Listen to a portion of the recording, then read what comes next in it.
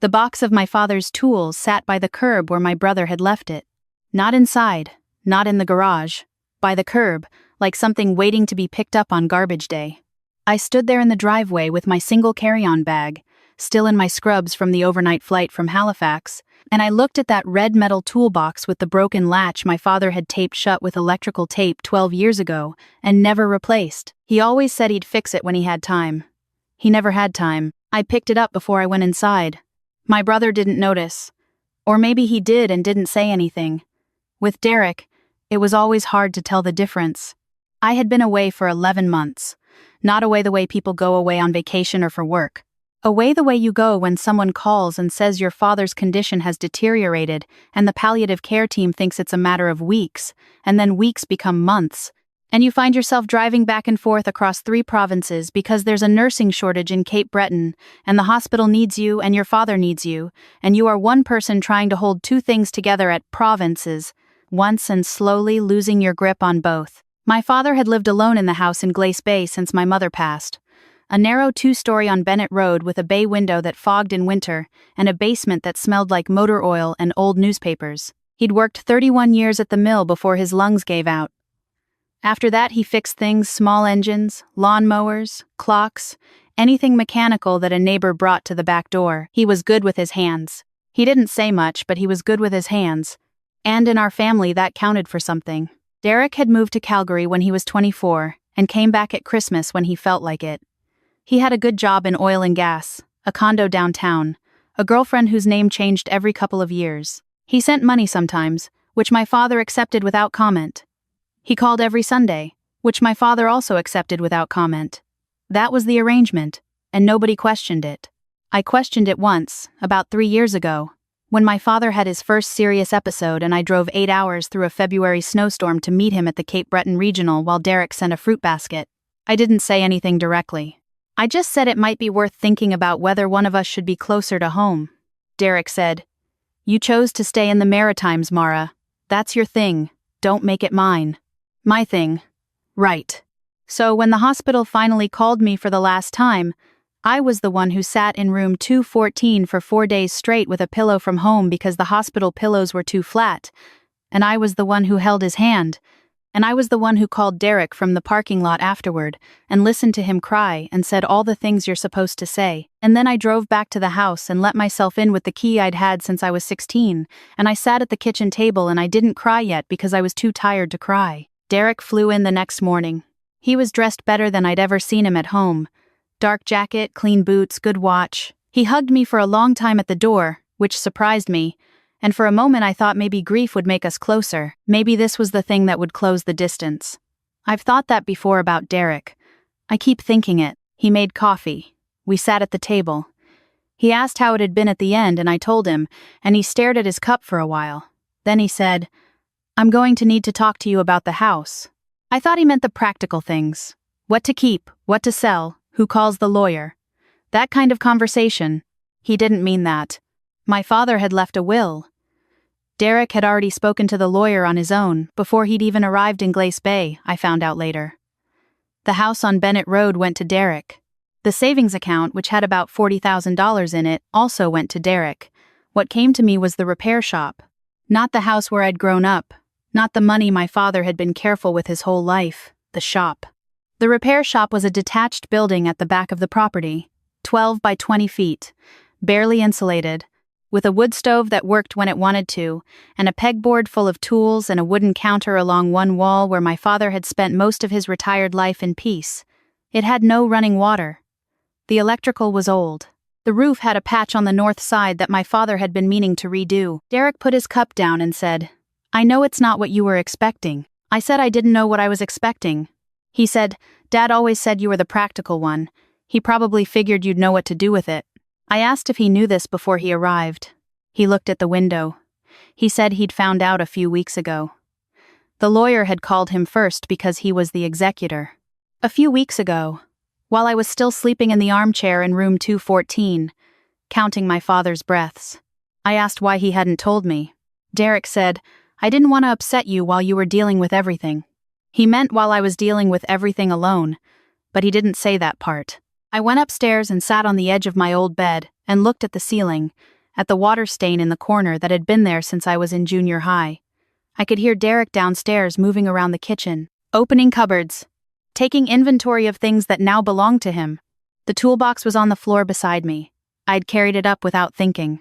I stayed 2 more days because there were things to do: the funeral home, the obituary, the calls to my father's old friends and neighbors. Derek handled the financial paperwork. I handled everything else.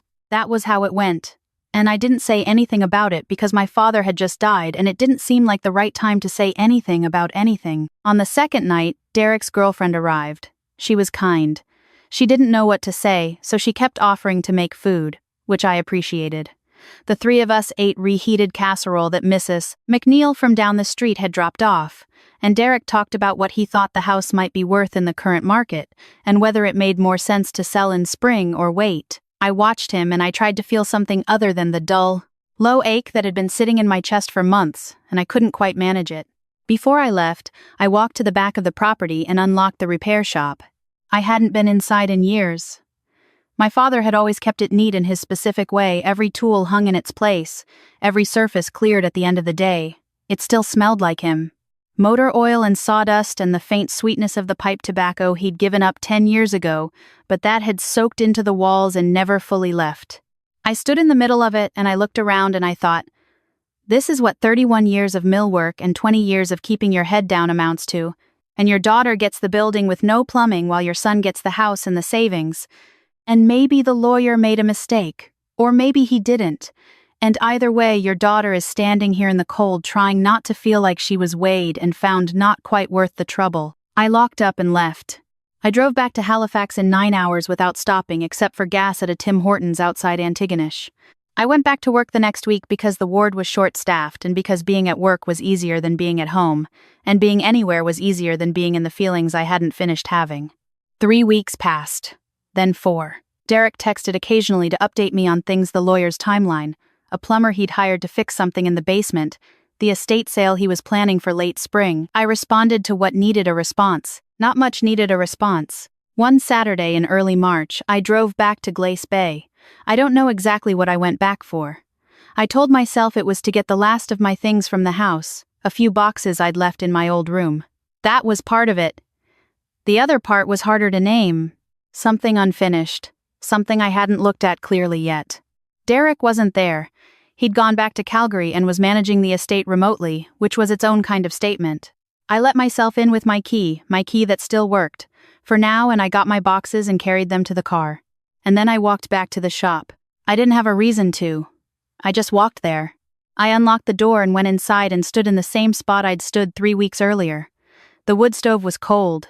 Light came through the small window above the counter, the same winter light that had come through it every morning my father had worked there. I walked along the shelves, looking at things. Coffee cans full of sorted screws, oil-stained instruction manuals in a row, a farmer's almanac from 2019 with a broken spine. I don't know what made me look at the floor. It might have been the rug. My father wasn't a rug person, he didn't have rugs anywhere in the house, said they were a tripping hazard and collected dust. But there was a rectangular rag rug in the middle of the shop floor, pushed slightly to one side, and something about the placement of it had been bothering me since the first time I'd stood there, and I hadn't known why. I moved it. Underneath was a section of floorboard that didn't match the rest. The wood was the same rough spruce, but the grain ran the wrong way and the edge didn't have the same wear pattern as the surrounding boards. I knelt down and pressed on it. It gave slightly a hollow sound. I got my fingers under the edge and pulled. A hatch. A small wooden door, about 2 feet square, hinged on the inside. It swung up. Underneath was a crawl space, maybe 18 inches deep, with a poured concrete floor and thick insulation on the walls. It had been sealed with some care, and resting on the concrete, covered in a piece of old wool blanket, was a steel lockbox, the kind you can get at any Canadian Tire, gray with a combination dial, and beside it, a large manila envelope held closed with a thick rubber band. My name written on it in my father's handwriting. My father's handwriting. Thick pencil, the capital M he always wrote with 2 sharp peaks. I sat on the floor of the shop with my legs folded under me, and I didn't open anything for a few minutes. I just sat there. My father was not an emotional man. He grew up in a house where you didn't talk about things, you just got on with things, And that was how he raised us too. He showed up. He fixed what was broken. He was there, quietly, consistently, without speeches or explanations. He didn't tell you he loved you in those words. He sharpened your skates without being asked, and left them by the door before a game. He came and sat in the waiting room when you had a procedure even though he didn't like hospitals. He fixed your car for free, and when you tried to pay him, he looked somewhere else and said you could pay him back by taking care of yourself. That was my father. So a letter, a long envelope with my name on it, hidden under the floor of the place where he spent his days, meant he had something to say that he hadn't been able to say any other way. I opened the envelope. There were several documents inside. A handwritten letter, several pages, folded together. Behind it, printed pages that looked like financial documents, account statements, a certificate of some kind. And at the bottom, a separate sealed envelope, smaller, with Derek's name on it in the same pencil handwriting. I read my letter first. He had written it over a long time. He mentioned in the letter itself that he'd started it the winter after my mother died, and added to it over the years, and that I shouldn't be surprised if the handwriting changed. It did change. The first pages were in the firm, deliberate script I knew from birthday cards. The last pages were smaller, a little unsteady, the hand of the last 2 years.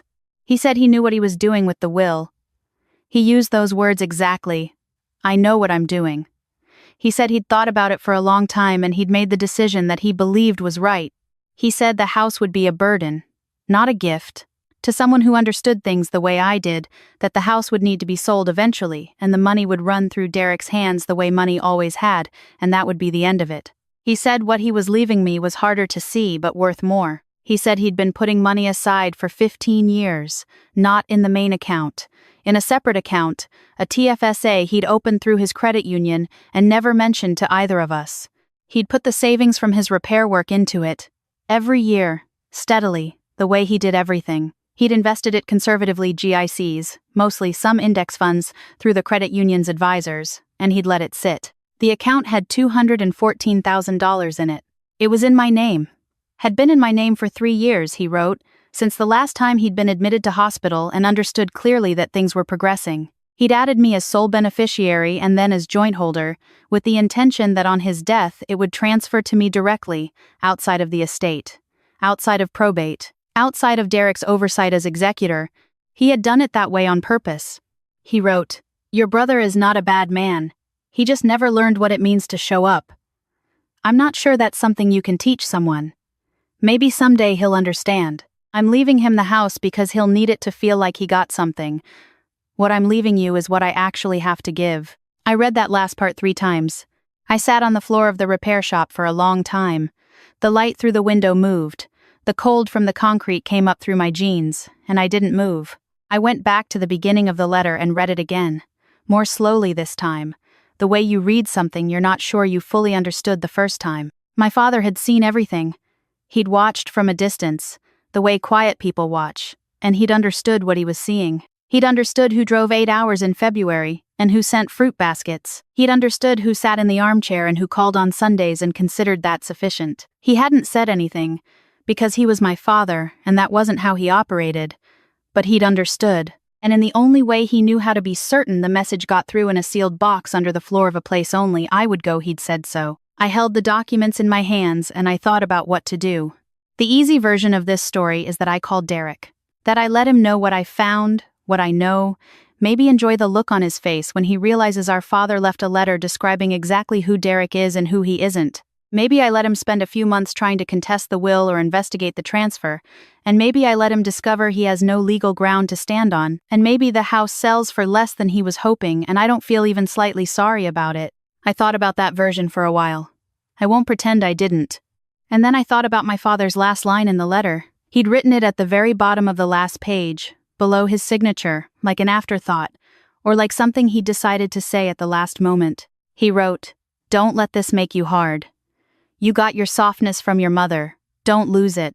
I read that line and I thought about the toolbox by the curb. I drove to the credit union that afternoon and spoke with an advisor and confirmed everything my father had written. The transfer had completed at the time of death. The money was mine, cleanly and legally, no contest possible.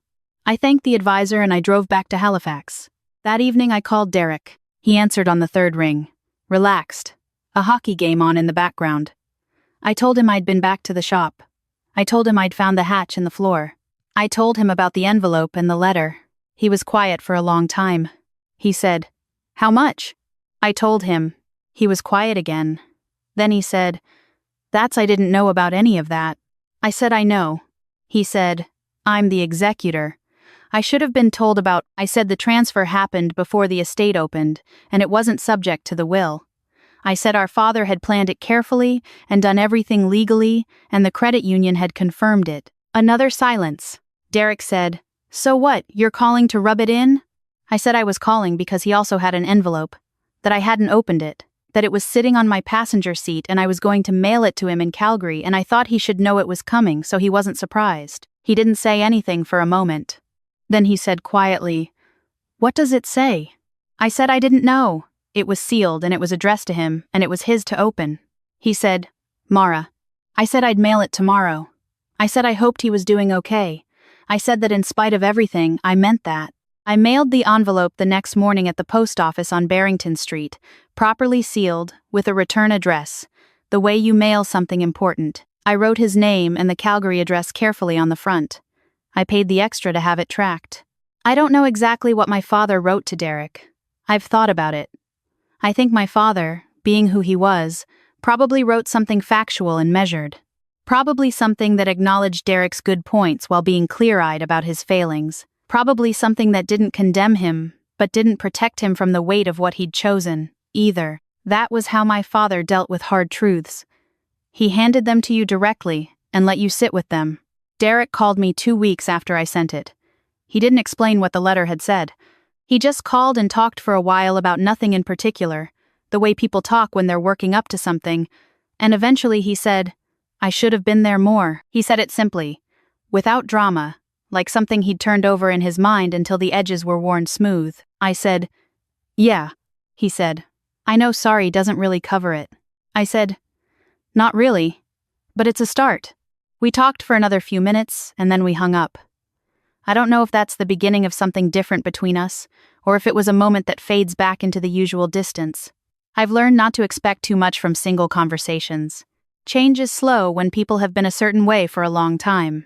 What I know is this. I took some of the money and paid off my student loans, the nursing school debt I'd been carrying for 8 years. I took some more and put it into my own TFSA, the same type of account my father had used, and I found a credit union advisor, and did it properly. I kept some accessible because there are things I want to do, not extravagant things, just the things I've been putting off because there was never quite enough room in the budget for them. A trip east to see the coast in summer. A better car. Some time off. The repair shop is still standing at the back of the property. Derek has the house listed with an agent in Sydney, and I assume the shop will go with the lot when it sells. That's fine. What was in the shop was what mattered, not the building. My father's toolbox is in my apartment now, on a shelf in the spare room. I had the broken latch fixed, took it to a locksmith on Gottingen Street, took him about 10 minutes, cost me $12. I know my father would have found the price absurd. He would have fixed it himself, eventually, when he had time. I keep the box for the weight of it, the solid, certain weight of something that belonged to someone who showed up, always, and expected the same from the people he loved, and when the time came, found a way to say so. I carry it with me.